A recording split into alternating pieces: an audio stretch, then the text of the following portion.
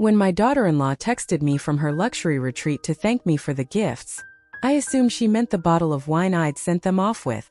Turns out, she was talking about the $30,000 she charged to a business card she wasn't even supposed to know existed. I'd like to say I was shocked, but what I found next, that nearly sent me reaching for Harold's old scotch and my blazer from our gallery's grand opening. Let's just say some women knit when they're upset. Me? I built a case. I wasn't planning to share this with anyone outside of my Thursday garden club, but here I am. Maybe it's because I'm still shaking a little. Maybe it's because I know I'm not the only one this kind of thing has happened to. Or maybe, just maybe, I need to get this out before I do something irrational. Like bake 8 dozen lemon bars and show up at Claire's front door with a smile that says, "Bless your heart," while fantasizing about turning her designer handbags into potholders. Let me back up a bit. I'm Evelyn, retired art gallery owner, part-time watercolor enthusiast, full-time widow. I'm 68 years old, which some days feels ancient and other days feels like I could run laps around these yoga pants-clad influencers trying to sell me vitamins on social media. I live alone in a cozy little house just outside the city, filled with Harold's old art books and more vintage teapots than any sane woman needs. Harold was my husband, my partner in business and life until he passed 6 years ago. Cancer. Quiet. Painful. Too soon. My son Miles is my only child. A sweet boy, always has been. Sensitive, thoughtful, the kind of kid who brought me wildflowers he picked from the side of the road and once cried when he stepped on a caterpillar. He grew into a tall, soft-spoken man who works in urban planning and always double knots his shoes. If there was a human equivalent of a golden retriever, that would be my Miles. 3 years ago, he married Claire. Oh, Claire. Claire is polished.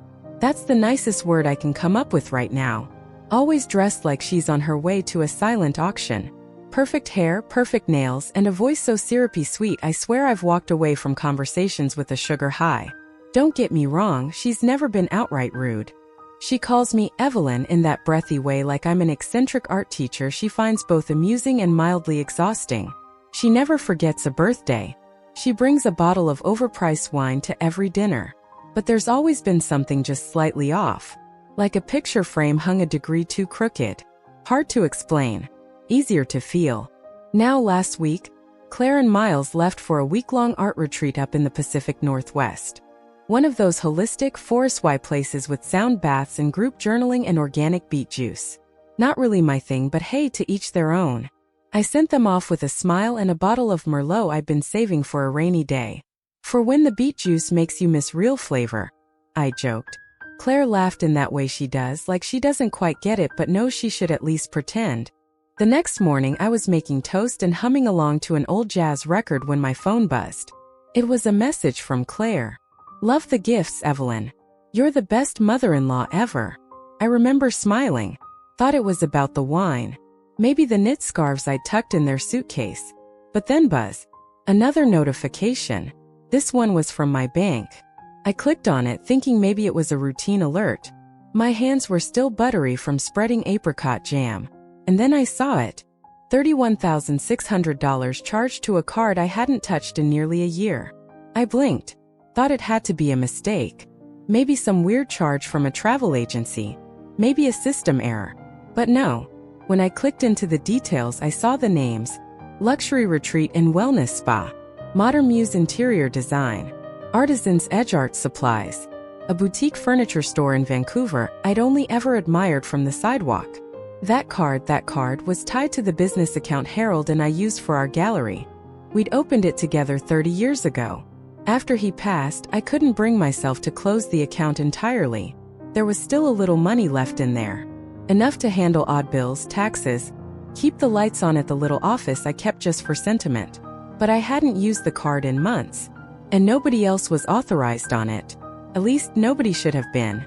I stood there, barefoot on my kitchen tile, the smell of toast lingering in the air, staring at that number like it had grown teeth. My first thought was fraud. Some stranger in a call center had cracked my password. But no. I checked the shipping addresses, the billing info, the purchases. They were all Claire. My sweet, refined, Instagram-perfect daughter-in-law had used my old business card like it was Monopoly money. And now she was texting me hearts and thanking me for the gifts. I felt like the floor shifted underneath me. That card was in my wallet, zipped in the inside pocket of my purse, which I kept on the kitchen hook by the back door. The only time I hadn't had it on me was last Sunday, when they came over for dinner. Claire had helped clear the dishes. She'd leaned in close when she hugged me goodbye. And just like that, I felt it, that invisible snap of understanding. 1,000 little pieces that hadn't made sense suddenly lined up like dominoes. And I could feel them starting to fall. I nearly dropped my coffee mug, which for the record was one of those oversized ceramic ones with a sunflower on it. Harold bought it for me at a roadside art fair when we were still newlyweds. That thing survived 3 moves and 1 kitchen remodel. The idea that I might shatter it over Claire of all people? Unacceptable. The list of charges went on for pages. Not even tucked away like someone trying to be discreet. Bold. Blatant. Expensive. There was a $9,200 charge to a design firm I'd never heard of. Then another. $5,800 for some exclusive art supplies Claire wouldn't know how to use if you gave her an instruction manual and a head start. And of course the spa retreat, the crown jewel of her little shopping spree. The invoice described it as a restorative wellness escape, with mineral soaks, aromatherapy, and something called a mindful silence immersion. I don't even know what that means. Sounds like paying to be ignored. Worse still, the charges were listed under business categories. Vendor outreach, gallery development, client hospitality. It was as if she'd gone out of her way to make it look like gallery expenses. I could almost hear her voice in my head, saying, "Oh, Evelyn, it's all about maintaining the brand aesthetic," while charging $600 for hand-blown glass pendant lights. I took a breath and sat down at my kitchen table, right in the spot Harold and I used to share every morning. Our routine was simple. He'd bring me tea with exactly 1 sugar cube, and I'd pretend not to notice he always read the arts section before passing it to me. That table has seen some things. Heated debates over exhibit budgets, a wine spill during our 25th anniversary, and many a moment of quiet comfort. Now it was the stage for betrayal. I reached into my bag, pulled out my wallet, and sure enough, the card was gone. Not misplaced. Gone. I'm not forgetful. Despite what Claire has not so subtly implied at family dinners, my memory works just fine. I don't leave cards lying around. That particular card had been zipped into the interior pocket of my wallet for safekeeping. I hadn't used it since last tax season when I paid off the gallery's final insurance bill. And then it hit me. Claire had hugged me goodbye last Sunday. She'd lingered a little longer than usual. It wasn't affectionate, it was calculated. That's when she must have taken it. I got up, walked over to the window and stared out at the garden. The roses were in bloom. Harold planted those before he got sick. I've kept them going ever since. They're fussy little things. Need just the right amount of sun, water, and whispering to thrive. But they bloom for me every year, dependable and honest. Claire, on the other hand, had taken my trust, yanked it right out from under me, and charged it to a luxury suite. But what really made my stomach churn wasn't the money, though heaven knows that was bad enough. It was her tone in that text. That faux grateful emoji-laced message. The way she sent it, as if I'd happily footed the bill. As if I wouldn't notice. As if I couldn't notice. Like I was just a sweet, dotty old woman she could walk right past without a second thought. Like I wouldn't put 2 and 2 together. Well, she doesn't know me very well. I gave up on trying to rest somewhere around midnight. The kind of restless pacing that starts with telling yourself, just a quick glass of water, and somehow ends with you alphabetizing your spice rack while talking to the dog you don't even have. So instead, I put the kettle back on, grabbed Harold's old reading glasses, which I now use more than he ever did, and opened my laptop. Logging into the business account felt like opening a dusty photo album. Nostalgic? Yes, but with a side of dread. It had been my safety net, the leftover nest egg Harold and I kept for unexpected costs tied to the gallery. Nothing big had touched it since I'd officially stepped back. We used to treat every dollar in there with reverence, like it had our names stitched into the corners. I scrolled back 6 months, and oh sweetheart, the floodgates opened. First it was subtle. A few vendor meals at upscale restaurants I'd never heard of. One of them had gold leaf on the dessert menu, for heaven's sake. Then came the client experience charges. $1,200 at a spa in Napa, $900 at a boutique furniture studio in Portland, $3,000 at a lighting design store so fancy it doesn't even have a sign out front. I should have noticed it sooner, but Claire was smart. She spread it out, made it look like it belonged. Every expense was disguised as something legitimate. Gallery enhancement, event planning, outreach materials. I could almost hear her chirping the words in her airy little voice. It's all for branding, Evelyn.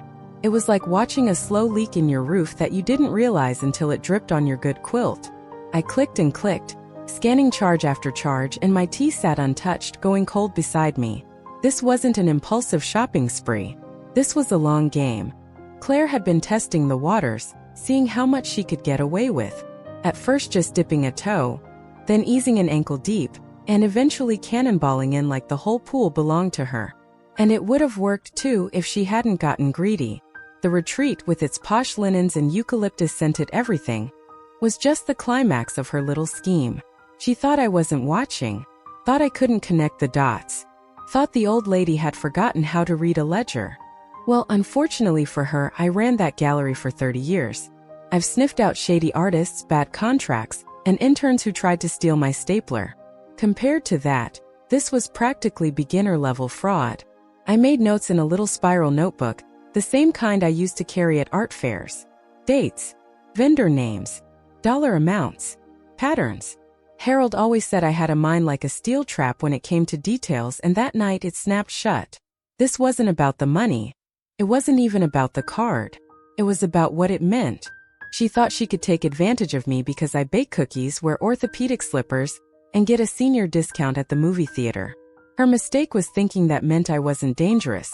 The next morning I didn't waste time. I got up, made a strong cup of black tea, and pulled out my old navy blazer from the back of the hall closet. It still had a lavender sachet tucked in the pocket. I used to wear that blazer to every gallery opening, tailored, dependable, and flattering even when my hips started doing their own thing in the late 90s. The shoulder pads may have softened, but it still fit just fine. I added a brooch shaped like a sunflower, Harold's favorite flower, and looked at myself in the mirror. There she was, Evelyn Margaret Walker, co-owner and creative director of Walker & Finch Fine Art. Not some little granny waiting for the world to treat her kindly. No, ma'am. I headed downtown to the old gallery building. I'd sold off most of the business years ago after Harold passed, but I'd kept a small office upstairs for paperwork and a place to stash things I wasn't ready to let go of. The building's got charm. High ceilings, squeaky floors, and windows that leak light like honey in the afternoon. Lila, our longtime accountant, still kept her workspace up there. She's the kind of woman who always has a pen behind one ear and a perfectly color-coded filing system. I don't think she's ever misplaced so much as a paperclip. She looked up when I walked in and smiled. Evelyn, haven't seen that blazer in a while. I didn't return the smile. Lila, I need to go over the company statements. Something's not right. She raised her eyebrows but didn't ask questions. Just pushed her glasses up her nose and powered up the old desktop she insisted on keeping. Let's take a look. Together, we pulled the last year's worth of transactions on the business card. I handed her my spiral notebook full of charges I'd flagged the night before. She cross-checked it with the official statements, her mouth tightening with every line we highlighted. Designer home goods, spa packages, a sculpture purchase that had nothing to do with any gallery event or commission. She listed this as a vendor gift, Lila muttered, pointing at $1,000 charge from a boutique jewelry shop. She gave herself the gift, I replied, pulling out my phone. I'd already queued up Claire's Instagram feed, and it didn't take long to find what we needed. A snapshot of her lounging in a velvet robe, sipping tea from porcelain I certainly didn't buy, captioned, treating myself because self-care is the real wealth. Another one, wearing a necklace I recognized from a local artisan. Tagged no less. She even had the gall to hashtag it #supportlocal. The only thing she was supporting was her own delusion. I showed Lila the posts. She didn't say anything at first, just kept scrolling through Claire's feed while her jaw set tighter than a clamshell. Then she looked up and said, Evelyn, this is serious. If this gets audited, it won't just be a slap on the wrist. I know, I said. My voice came out calm, but I could feel my pulse fluttering like a moth in my throat. Claire hadn't just used the card. She tried to bury her little escapade under layers of fake professionalism. She dressed her theft up in heels and hashtags, counting on me to stay too polite, too quiet, or too slow to do anything about it. Well, that's not how this story ends. With Miles and Claire still off enjoying their eucalyptus oil massages and daily kale meditations, I decided it was time to take a little drive. Nothing dramatic. I just grabbed the spare key Miles had given me, in case of emergency, tucked my cardigan tighter around my shoulders and headed over to their place. Let me be clear, I wasn't snooping. I wasn't digging through drawers looking for scandal. I just wanted to see for myself what kind of life Claire had built, while charging her fantasy world to my business account. I wanted to know how deep the rabbit hole really went. Their townhouse was quiet and smelled faintly like whatever candle Claire had been peddling on her lifestyle blog that month. Something citrusy and judgmental. I let myself in and stood in the front hallway for a moment, just listening to the silence. Their decor was all white leather and glass, looked like a showroom, not a home. Nothing that felt like Miles. No throw blanket from his college days, no photo of us at the gallery, not even a framed picture of him and Harold. I walked slowly through the rooms. At first, it just confirmed what I already suspected. Claire had champagne taste and an espresso budget. Their living room had a couch that probably cost more than my first car. A sculptural lamp I recognized from one of the charges on the gallery card sat in the corner, throwing soft light over the cold marble coffee table. Beside it, a stack of unopened mail. That's when I saw them. Bills. Piles of them. Some still in envelopes, others ripped open and scattered like confetti after a party no one enjoyed. Overdue notices, maxed out credit card statements, a warning about an impending interest hike on their home loan. One envelope, red and dramatic, was from an auto finance company, something about final notification. My stomach turned. Then I spotted a tidy stack of papers in a leather-bound folder on Claire's desk labeled, in gold lettering, Financial Strategy. It was the kind of folder you use when you want to look official, even if the content inside is more sinister than savvy. I opened it, expecting maybe some budgeting notes or business ideas for her online brand. What I found made me sit down in one of their ridiculous acrylic chairs. Inside were detailed printouts of my financial holdings, property records, insurance statements, investment portfolios. Some of the documents still had sticky notes attached. Potential equity? And low-maintenance resale? I flipped through, increasingly uneasy, until I found the section that turned my unease into dread. It was a list clearly written by Claire, in her careful looping handwriting.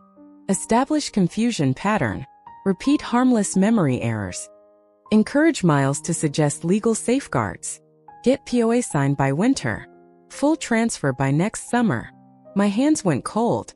She was planning to have me declared legally unfit, take power of attorney, transfer ownership of the gallery, and probably sell everything Harold and I spent decades building.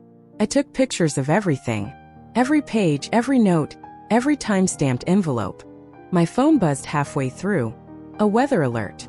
I turned it face down and kept going. By the time I left, the sun was setting. I locked the door behind me, tucked the key back into my purse and sat in my car for a while. I stared at the dashboard, clutching the phone with all the evidence. Claire hadn't just been shopping with stolen money. She had a plan. A thorough, premeditated, bullet-pointed plan. And now? So did I. They got back that Sunday afternoon, and I already had the pot roast in the oven. Miles always loved my stew when he was a boy, tender beef, carrots just shy of mushy, a splash of red wine to give it backbone. I even baked fresh cornbread, the kind with the crispy edges he liked. If I was going to throw a truth bomb in the middle of dinner, I figured we might as well all have full stomachs. They arrived right on time. Claire breezed through the door with her usual airy confidence and a bright smile, wearing a sleek camel-colored trench coat I recognized immediately. It had shown up in the charges from that boutique store in Vancouver. It was belted at the waist like she was walking a runway, not into her mother-in-law's dining room. Smells incredible, Evelyn," she chirped as she leaned in to air-kiss my cheek. I smiled just enough to be polite and handed her a ladle. "Make yourself useful." Miles looked tired, maybe from travel, maybe from something deeper. He gave me a real hug, the kind that still squeezed like he meant it. That hug broke my heart a little. He didn't know what was coming, but he needed to. We sat down to eat. The dining room lit by the soft glow of the pendant light. Harold installed himself. I watched them across the table, sipping broth and trading polite stories about the retreat. Claire went on about the transformative energy of silence and how mountain air was good for the chakras. I just nodded, pretending to be fascinated while buttering a second piece of cornbread. Once the plates were cleared and we were halfway through dessert, pecan pie, no store-bought crust nonsense, I excused myself to grab something from the sideboard. I came back with a manila folder. No ceremony, no dramatics. I laid it flat in the middle of the table and opened it. Inside, printed copies of the bank statements, a spreadsheet I'd made with dates and categories, photos of Claire's Instagram posts side by side with the matching charges. And of course the photos I'd taken from their townhouse. Every note, every page, including the list about power of attorney. Claire went very still. Miles leaned in, scanning the first few pages. His brow furrowed deeper with each line. "What is this?" he asked. "These are the charges made to the gallery's business account," I said, calm as a librarian. "And some of the planning materials I found at your house." Claire's planning materials. Claire recovered quickly, of course. "Oh, Evelyn, there's been a misunderstanding," she said, her tone all silk and sugar. "You told me to use the card. For our anniversary. You said it was a gift." I looked her straight in the eye. "Funny. Because that gift came from a business account that's still legally active, which makes those purchases eligible for audit, especially when they're listed as client expenses." Miles blinked. "Wait, business account? Audit?" "Yes, sweetheart," I said gently. "That card is still tied to Walker and Finch. And what your wife's been doing, very publicly I might add, doesn't just look bad. It's fraudulent." Claire opened her mouth, but no words came out. Her coat wasn't the only thing unraveling. I didn't yell, didn't stomp or cry or throw pie across the dining room table. That's not my way. Instead, I cleared the dessert plates, wiped down the table, and poured myself a fresh cup of tea. Earl Grey, hot and bold. Then I laid it out plainly, like I was discussing estate taxes or the weather. "Claire," I said, "you have two options. Option 1. You return every single thing you purchase with my gallery's money. Or you repay it in full. You also sign a written admission of what you did. Nothing dramatic, just the truth, in your own handwriting. And after that you stay away. From my bank accounts. From my gallery. From my home. From me. Forever." She stared at me like I'd sprouted antlers. "Option 2, I continued, is that I file a fraud report with the bank. That gets kicked over to the IRS. And if it lands on the wrong desk, it won't just be expensive. It'll be public." Miles looked like someone had dropped him in the middle of a math test he hadn't studied for.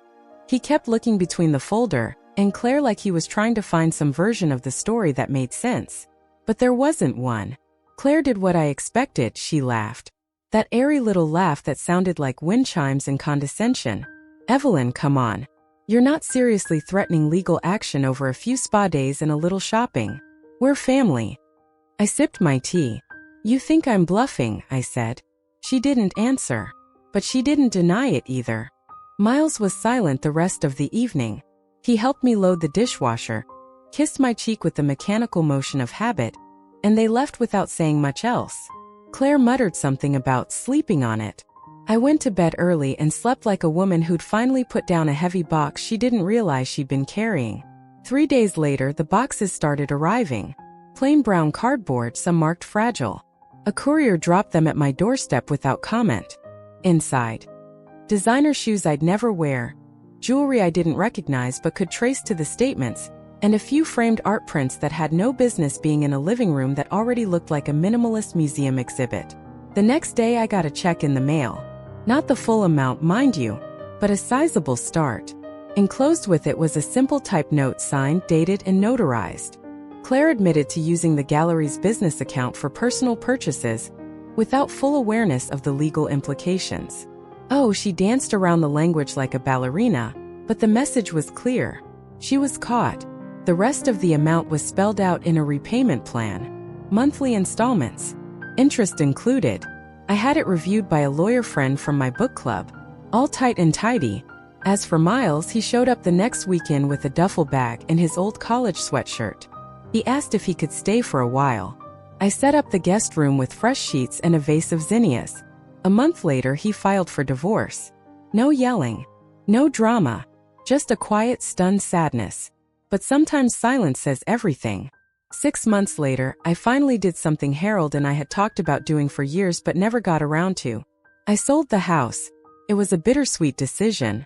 That old place held decades of memories, birthday banners taped to the archway, 1,000 cups of tea in the sunroom, and plenty of nights when Miles left his sneakers in the hallway like breadcrumbs after soccer practice. But it also held the weight of things that needed to be let go. And honey, let me tell you, the weight of disappointment clings to curtains and floorboards like dust if you let it. So I downsized, packed what I loved, donated what I didn't, and moved to a bright little condo by the water. 10th floor, big windows, views of sailboats that look like they're floating on silver.